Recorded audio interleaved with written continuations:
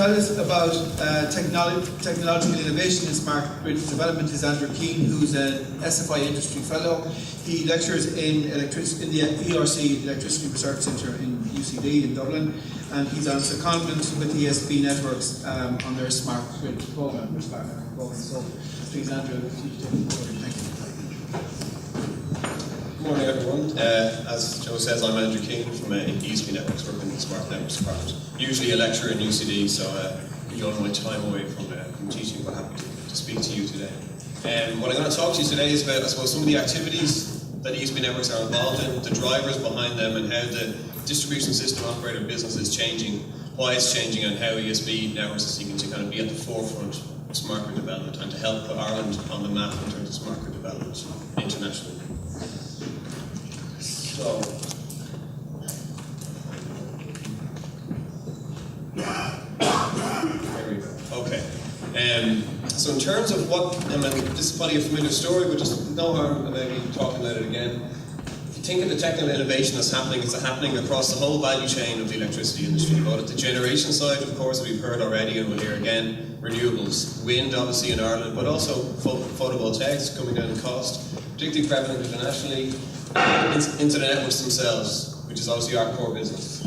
Increasing amounts of automation, increasing amounts of control. So the smart grid for us in ESB Networks in many ways means that we are now seeking and requiring, because of the changes on the supply side, much greater visibility, observability, and real-time monitoring of our networks. And it's that information flow back to us in our control centre, or maybe distributed out on our system, that will enable the realisation of the exciting new smart grid applications. And it's those applications, they exist in order to enable even further renewable penetration to be achieved on the system.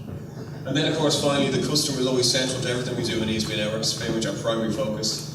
And things are changing for the customer in their own homes. People are now increasingly buying more and more electric vehicles. I believe that in January of this year there was more electric vehicles sold than in all of 2013. It's still a small number, don't get me wrong, but there certainly is a big one. And certainly in Dublin where I live, I increasingly see more and more electric vehicles. So maybe it's the start of something, but obviously ESB Networks want to make sure that we're ahead of the curve and that we're ready for any uptakes in technology. Smart metering, so that's going to provide, as we've heard already, much more information to the customer about their electricity consumption, potentially the ability to have dynamic pricing, and for them then to control their usage to a much greater extent and to optimise their usage of electricity. And then, of course, and that was all, of course, I suppose, under the umbrella of energy efficiency and energy usage, one of the key kind of policy targets at a European level in terms of driving greater energy efficiency right across the energy sector. In terms of what this means then for the distribution system operator model, I suppose previously it's been a passive network, so we haven't really required that much visibility of residential networks or a lot of our networks, because simply we knew what was happening, people are predictable, there was no unpredictable or variable renewable generation, so we didn't require it to operate the system in a very secure and reliable manner. That's now changing for the reasons I've outlined, and now we're moving. And I suppose the phase we're in now is really a reactive technology integration. So in light and in face of the massive amount of renewable generation, in particular wind generation that we've seen in Ireland, that has required us as a DSO to work, of course, with our TSO partners to develop new means of controlling the voltage, controlling active and reactive power of our wind networks, looking at how we plan our networks to enable the increased uptake of renewable generation.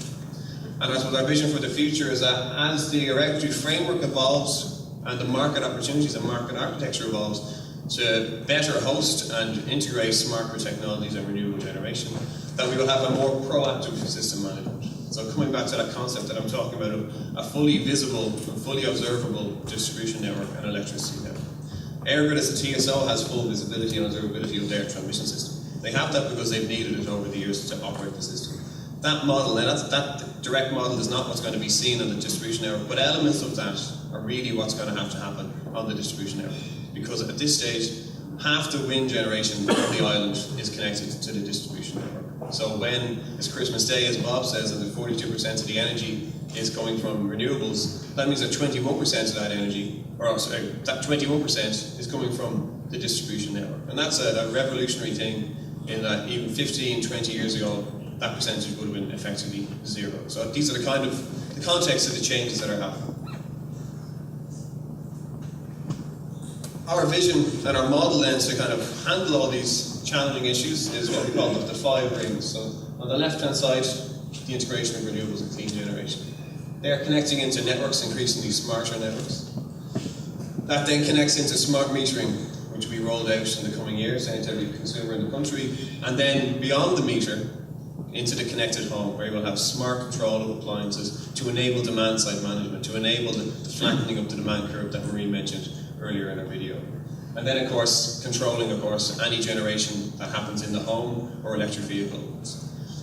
That kind of spectrum, or those 5 rings, so obviously we have an energy flow in both directions, but increasingly now, and crucially, we have an information flow. So we have this new smart grid paradigm of actual real-time information flowing right down from every individual consumer back up potentially to the distribution control centre and even potentially to the TSO. That maybe there's some uncertainty around how these things will be worked out, but that's our vision for how things will need to be mapped out.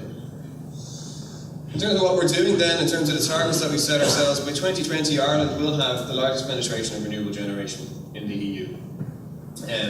Wind, as we know, is the abundant resource. As I mentioned earlier, PV is coming down in cost and the number of inquiries are increasing. Now, I guess it's a bit like the electric vehicles that I mentioned earlier. Wind is still absolutely dominant and will continue to be, but again, it's our duty as a TSO to be mindful of these things. Ocean Energy were involved in the West Wave project over in this side of the country. And by 2027, which will be our 100th anniversary as a utility, we will aim to minimise connection costs through innovative but secure connections. So looking at new ways of connecting new energy resources. It's our responsibility to facilitate these resources. To the NAMPT manager networks, for example, to realise the capability of distributed energy resources, be it wind, wave, photovoltaics, whatever, to minimise the losses, again with that energy efficiency targets in mind. And also, as I mentioned, to have this concept of a smart network or a fully active network with that monitoring and observability present, so that we can match flexible customer loads to variable generation. In terms of our networks themselves and kind of the core technologies that we've used, 13,000 remotely operable devices will be deployed on the network. So a significant scale of smart devices, smart switches, monitors will be scaled out across our network to provide that visibility and also to achieve targets to improve the continuity, to achieve self-healing networks that Jérôme referred to earlier. So that when a fault does happen, and faults will always happen on networks, that we can minimise the number of customers that will be affected by it and also minimise the amount of time of the outage for the customers. Excuse me. And as I say, active network managers. An example of that is a servo system. So as a DSO, we're not involved in demand response actively. That is, I suppose, a more of a commercial aspect, and we're not part of that because we're obviously a regulated business. But our role is there to facilitate demand response. So as such, we will develop a system and are developing a system called Servo that will be able to, in real time, manage demand response. So as demand response is required on the system, we will be able to assess and determine and dispatch and enable that demand response to actually be achieved on the system. In terms of research, development and demonstration, ESB Networks is very active both nationally and internationally with a number of partners. We've been recognised by IBM and others as being an exemplar international utility. We have a memorandum of understanding in place with EirGrid, Sony and NIE to collaborate actively on the development of Ireland to be a test bed for smart grid development and smart grid technology. I'll talk a little about the North Atlantic Green Zone, the best way to explain that. In terms of our priorities, again, they come back to our customers really. We want to increase the continuity of supply for our customers. We want to increase our operational efficiency, both organisational and of course also technical in terms of reducing losses on our network. As I mentioned, we want to facilitate demand response. And in terms of, I suppose, the European piece is a European project, a great project that we're at today. We're involved in a number of 7 framework EU projects and are seeking to be involved in a number of Horizon 2020 projects over the coming years. This slide, which I call the blockbuster slide, kind of is just here just to, again, it's not maybe a lot of information on it, it's just to give you an idea of the spectrum of activities that we're involved in. The yellow ones are European projects, so the ones on the left, Finesse, Evolve DSO and Plan Grid EV, are 7 framework projects, so they're ongoing. Enernet and Force Smart LV are Horizon 2020 bids, which are currently under review, and NAGS is North Atlantic Green Zone, which I will talk about in just a minute. Before I do that, it's worth talking a little bit about telecoms and telecoms technologies. Because the underlying one of the underlying requirements to achieve all this grand vision, I suppose, that I'm describing here today, is a robust, reliable and high-speed communications network. And we're involved in a number of projects in that regard, looking to wrap fibre around our electricity networks to roll out a fibre network across the country to rural areas. That will be done to provide potentially broadband access to people who don't have access to it at the moment. But in terms of our selfish role, I suppose, as a DSO, a part of that network will be available to us in ESB networks to utilise for communications to, as I say, enable smart grid applications, or to enable smart grid control of the system. So to have a fibre optic network actually out to the wind farm, out to the turbine, for example, will enable a whole host of new applications that haven't even been thought of yet. And I suppose in terms of the team of today, maybe some of you here will have some ideas in that regard, and we'd be very interested to hear any ideas that you may have. Okay, so just to finish up, I'll talk a little bit about the North Atlantic Green Zone, which Bob kindly set up for me earlier. We got enough time to do it justice. As Bob said, it's a collaborative project between ESB Networks as the coordinating partner, EirGrid, Sony and NIE. So fairly uniquely maybe within Europe, it's the 4 system operators on the island of Ireland. It's up in this part of the country here. Bob a more detailed map earlier. The characteristics of the region: large natural renewable resource, geographically isolated. In terms of our customers, the quality supply that is in this area is not as good as the rest of the country. So what we are seeking to achieve by this project is to increase renewable generation, so there's obviously a very good, strong natural resource there, and at the same time improve the quality of the grid and therefore improve the quality of supply to the customers within the region, on both sides of the border there. It's essentially the first full-scale implementation of a smart grid within the world of serious scale. And it's not R&D. This is about taking the R&D that we've been doing over the past 10 or 15 years and then actually now deploying it. So actually scaling out the successful R&D projects and making them more of our business as usual process to enable and to see for the first time, as I say, a scaled smart grid demonstration. In terms of what we'll be doing, in terms of the objectives, as I say, mitigate the technical challenges presented by increasing renewables, improve the continuity, provide variable access capacity on the distribution network, so to provide new types of access for generators and demand response onto the system. Reduce our losses and deliver energy efficiencies, excuse me, and increase cross-border connectivity. A key aspect of this project is the cross-border element. It's the cooperation between member states and the EU. And we have 4 new interconnectors between our distribution networks to NIE's distribution network plan. The scale of the project, it's a €107 million project. We've submitted a proposal just in the 9th of August for part funding of that from the Connecting Europe facility. So this is a project that's under review. It's a project that we view as being ongoing, and we are very committed to it. But obviously, in order to deploy a project of this scale, we really do require this funding from Europe. So we'll get word back on that in December. In terms of the technical content of what we're talking about doing, it's the full 20 kV conversion of all 10 kV networks in that region. And that will immediately deliver a massive benefit in terms of losses and in terms of the strength of the network in the region. A distribution management system, which is essentially a software control piece that we have in our control center that is much more advanced than the operational software that we have at the moment, that again will lean on the new optical fibre communications network, take that new information in, and then it will be able to process it with computers and then issue control instructions back out then the fibre to the resources in the region.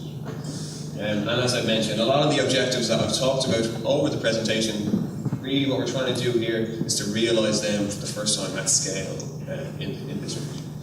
If delivered, it will have benefits, obviously very clear benefits to the zone. It will be a great cross-border cooperation. It will rely very much on the cooperation of the DSOs with each of the TSOs, EirGrid and Sony. And a unique aspect of it, as Bob mentioned, is that strong coordination and collaboration between the TSO and the DSO. With the increase in renewables that's happening across the country, and as I mentioned, half of it's on the distribution network, that requires and puts a responsibility on ESB Networks as a DSO and EirGrid as a TSO to cooperate actively and proactively on each of these issues. And that's what we will be doing. Well, that's what we do, of course, but it's what we will be doing very much so as part of this project.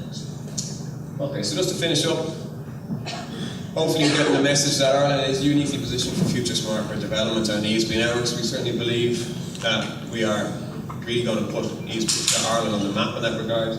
We will invest up to 10 billion further in developing the electricity system over the coming years. And in terms of keeping Ireland competitive, well, there's a lot of points here, but really it's about innovation, it's about delivering benefits to the customer.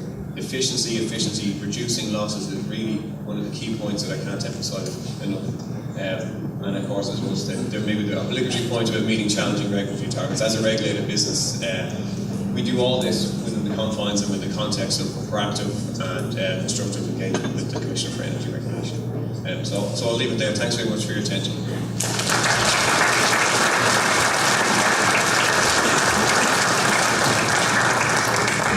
Thank you very much, Andrew.